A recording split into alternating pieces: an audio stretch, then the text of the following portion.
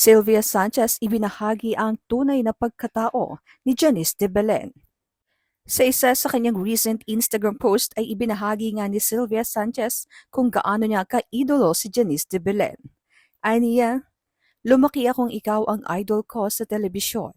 Gabi-gabi pinapanood kita at lagi kong sinasabi sa sarili ko na mag-aartista ako at makikilala kita at makakaeksena.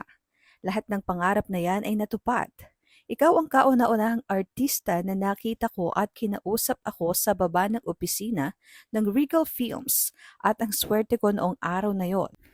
Dahil niyaya mo pa akong kumain ng lunch sa loob ng dubbing room ng Regal, hindi mo ako inisnab, hindi ako nagkamali ng paghanga sa'yo.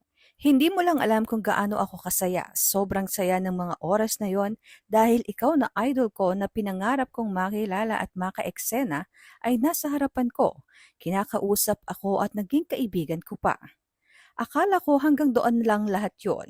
Hindi pala dahil ang idol ko, noong lumalaki ako sa punta Nasipit, Agusan del Norte, ay madadala ko pala dito sa Nasipit para gumawa ng pelikula.